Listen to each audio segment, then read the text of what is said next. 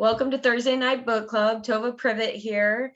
We are doing part 2, Living into Our Values by Brene Brown, Dare to Lead. This was a good section. There was a lot of stuff. So I'm gonna reference my notes here and work through kind of some of my favorites. We won't be able to go through 100% of what she said, but she began with kind of defining values. A value is a way of believing or being what we hold important. And I liked what she said right off the bat with you can't let the crowd, in essence, the crowd in the arena, your life, you can't let the crowd hijack your thoughts and make you forget why you came to the arena.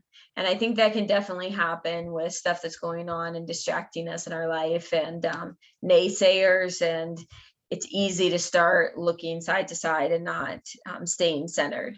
And so that's kind of where she comes back to with values. You have to have clarity to keep centered, and it's your North Star. No matter what noise and chaos is going around you, that's really where your focus is going to be. And it's funny because at Emerald Extravaganza, a lady talked there and she talked about a set of values and gave a big list to kind of choose from. And it was similar to this big list. If you don't have the book, you can just Google Dare to Lead list of values, and you can like print out the 100 one. And so she pretty much said, go through it, pick 10, try to get it as low as you can, pick 10 or 15, and then you're really going to have to take some serious time. I haven't gotten mine narrowed down from those 10 or 15 down to 2 yet, so I'm working on that. And it's pretty difficult to get it all the way down to 2. But some things she said to kind of help you hone that in. These values really define who you are. So if you look back, there's going to be clues in your past over how you've handled really big decisions, stressful decisions, or maybe you regret how you handled the decision. There's going to be an undercurrent of like a motivator there that was trying to direct your ship or trying to drive you where you felt right or you felt wrong.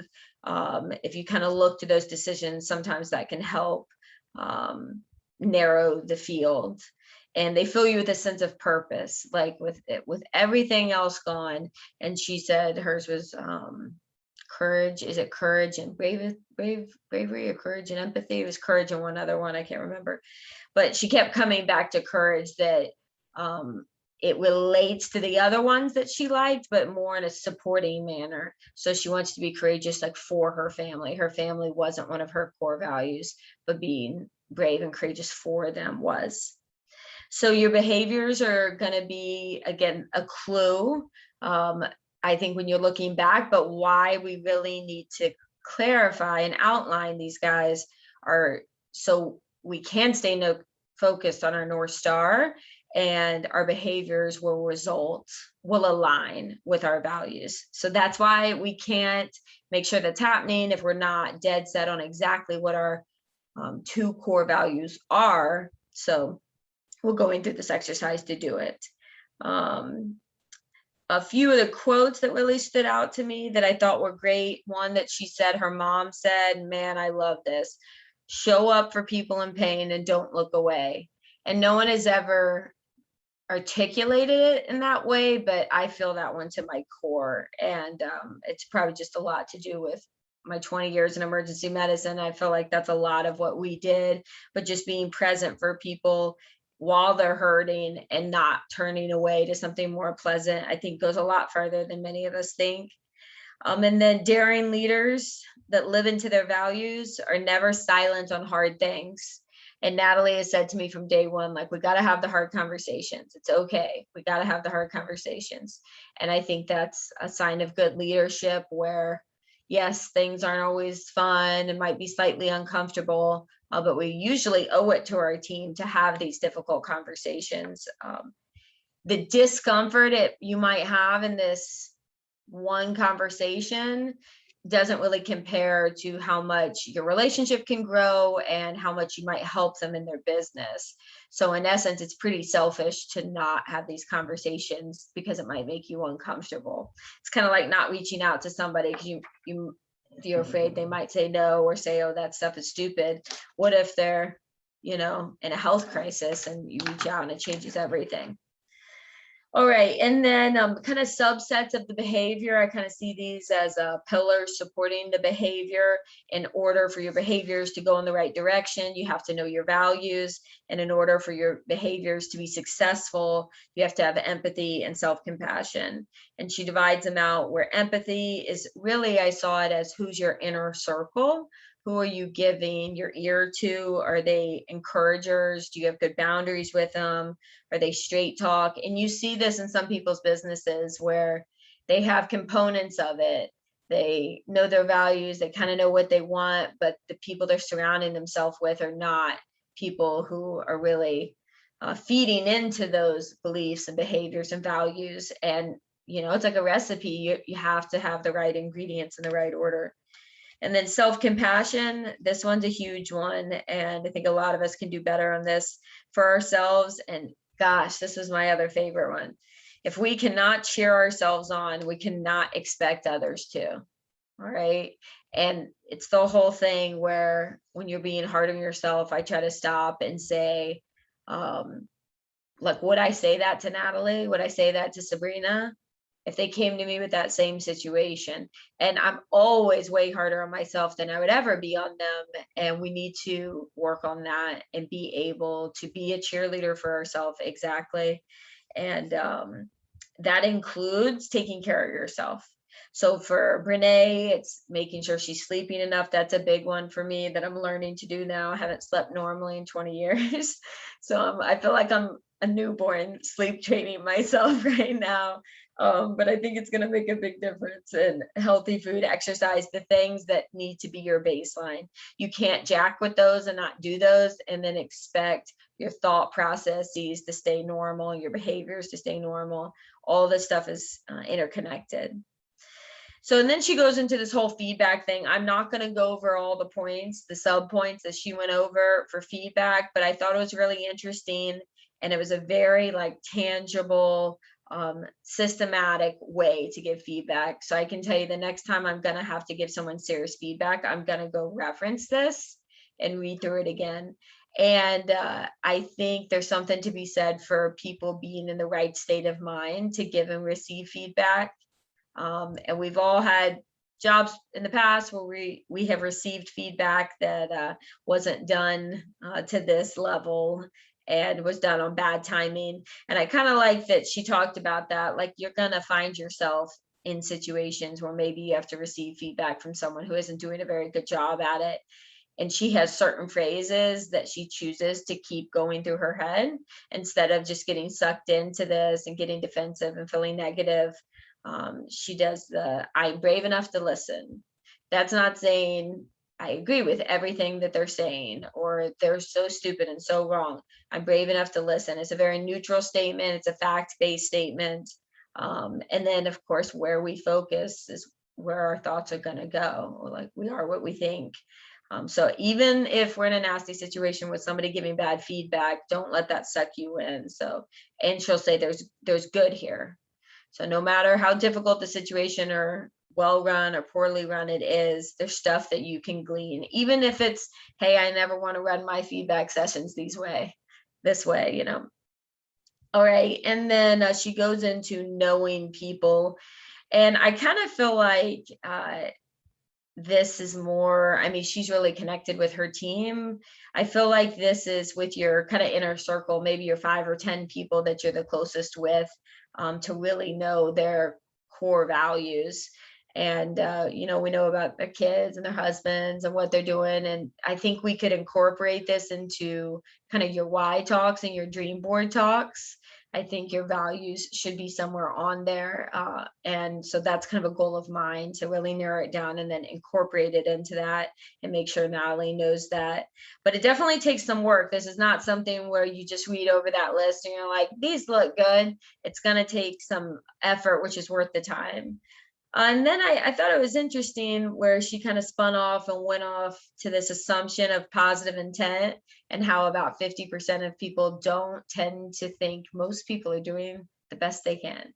And for a lot of my life, I did not have that assumption. I assumed most people were trying to do the bare minimum and not the best they could, but that's a negative mindset. And she really calls you out on why you feel that way. And it tends to be a perfectionist thing, where people are not doing the best they can. And really what that comes back to is you have not set clear boundaries.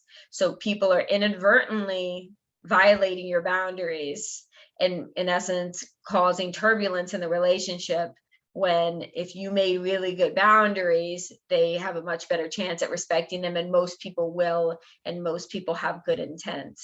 So if you see how that kind of circles around, that it actually comes back to you taking responsibility for setting good boundaries, and not really allowing people to just kind of walk all over you. But the whole perfectionist tendency, people aren't doing the best they can, versus what a mature leader would really do, is it's easier to just be frustrated and disappointed with someone and think they could do better. What's harder is to stop and evaluate what type of person it is, what are they actually doing, what do they think they should be doing, and accepting the situation for kind of how it is, and working on their strengths and weaknesses and working through that with them. Like she talks about sitting next to somebody and presenting, looking at a problem together, as opposed to presenting a problem to someone across the table. That's a totally different dynamic.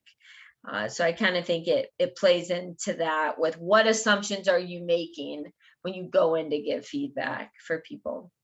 And then lastly, your behaviors and skills. You must hold yourself accountable to show up aligned with your values. So that takes time and effort. It isn't going to just fall into place. And she says there's guaranteed to be struggle and failure, but we can always find the light in our values. So remember the North Star, to stay centered. No matter if your business is going good, your business is going bad, you need to have that focal point. And that's why it's so good, I think, to tie these values to your dream board and your why. So that's my quick, fast and furious that were my favorite parts. I know it was really long and there's some stuff I didn't cover, so I'm excited to hear what you guys thought and if there was anything else I didn't cover.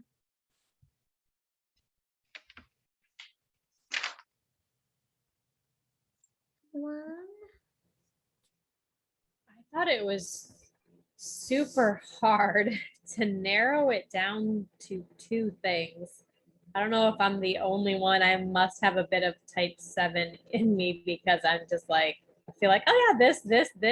Like, I felt like it was a little narrowing to try to figure out which two. So I really don't even know that I have, because so many of them I feel like are really important to me, and I just can't have two. Did you pick two, Toba? I might have missed that. I haven't gotten down to 2 yet. She said you can do like the 10 or 15, and then you kind of got to figure out which ones are the supporting ones of the other.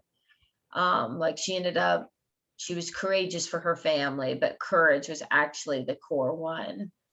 And even though family is important, it's a supporter item, but I have not narrowed it down. I think it's going to be very difficult. So I'm going to put some work into that this weekend and try and look at the talk from Emerald Extravaganza and see if between the two of them I can figure this out.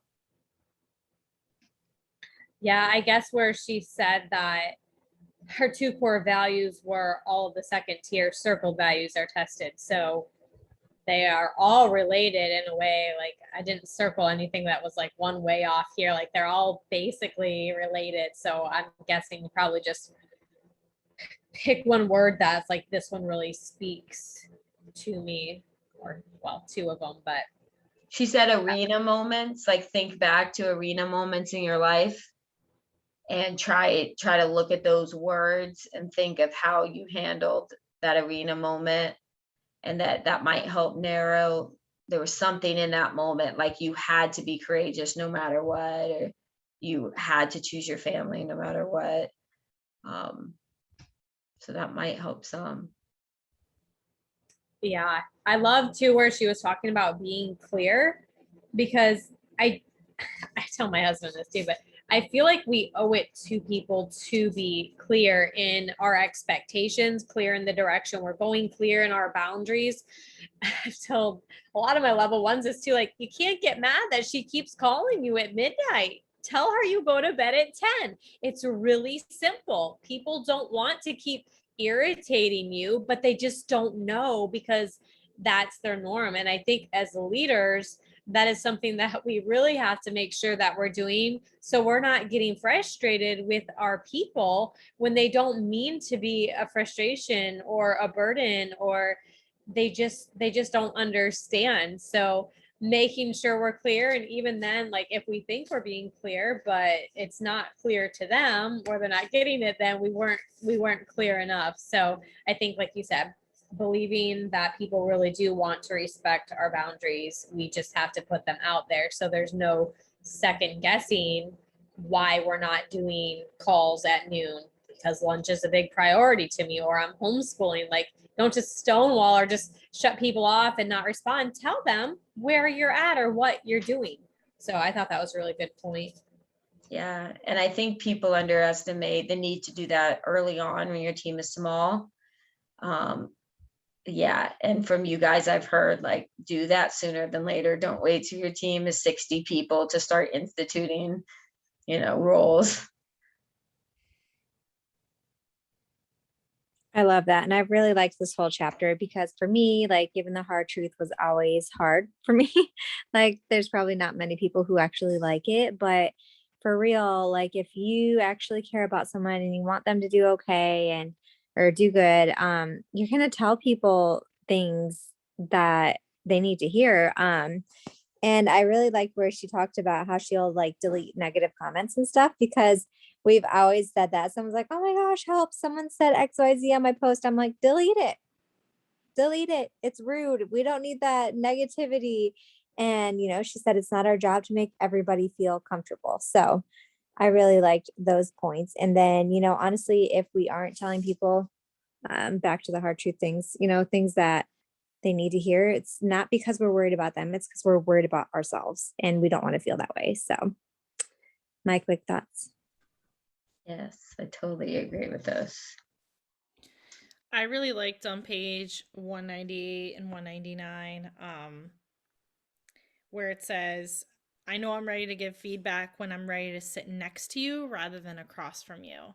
That made me think of like almost every job I've had. But I will say that when I was a teacher and my principal would come in and do evaluations, I remember going to his office and instinctively thinking I had to sit across from him. And he was like, no, you're sitting next to me. And I was like, okay. Like I thought, but he was, and I remember him saying, goes, because right away, when you put someone right across from you, it almost sounds like you're going to have a debate. So I'm putting you next to me because I have respect for you and I want you to grow, but I want you also to see the areas where you are doing very well. But that's what I thought of immediately. I'm like, huh, that's true. But like every other job, when, your supervisor, whatever, brings you in, they always put you across. And right there, that always like can make you feel a little like, insecure. It makes you feel scared. So I thought that was interesting too. And then I liked again with number 2 where it's like, I know I'm ready to give feedback when I'm willing to put the problem in front of us rather than between us. Again, you're putting that person next to you. That way you're letting them know, like, yeah, I mean, technically I am your supervisor, but I want to work this problem with you. I don't want to talk at you. So I liked a lot of this. And again, kind of like what everyone else has been saying, a lot of this, it doesn't just play into like a work situation. It can play into really any situation, talking to your spouse or even, with your kids or friendships. I mean, it made me pause and think about that kind of stuff. And I know my child is only 3, but still like things to think about. For sure. Yeah.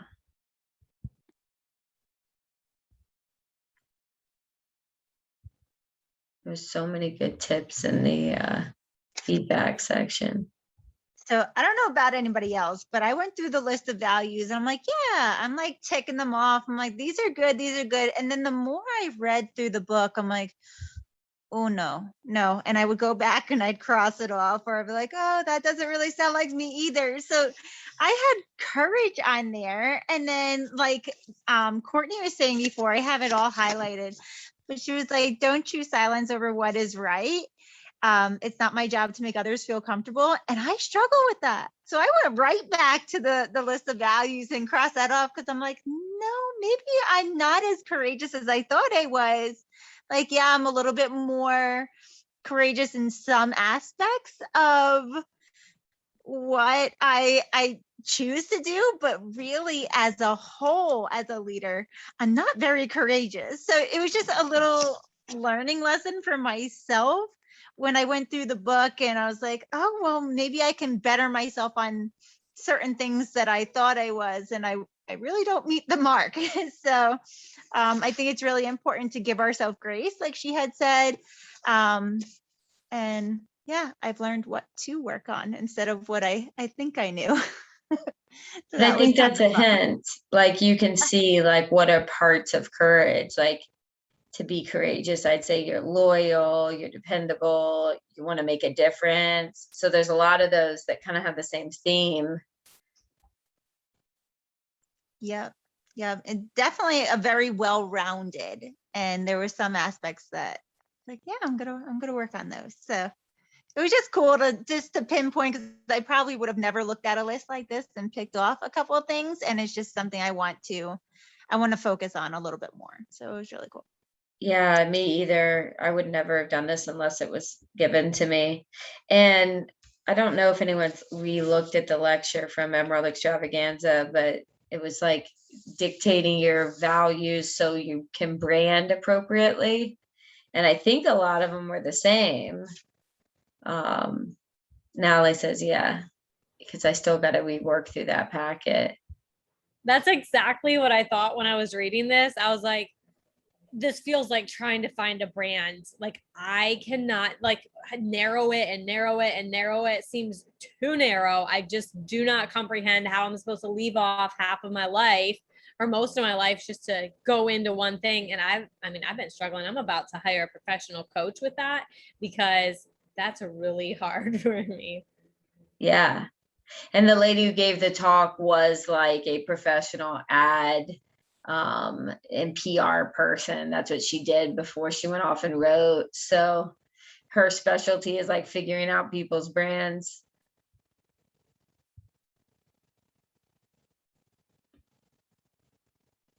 Did anybody else have any favorite parts or favorite quotes out of here?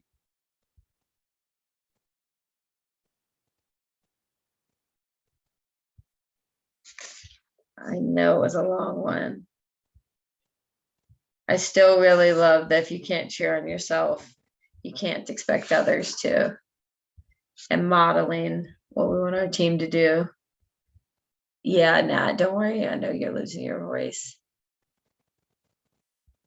I want to give everybody a chance. But if no one else has any favorite insights, it was a fun chapter. We will be back. I don't have the schedule in front of me for who's next week. Does anybody know off the top of your head? I think it might be It's Courtney. me. Awesome. It'll be me. Well, thanks for coming, guys, and thanks for participating. It was fun, and we will do more next week. Bye.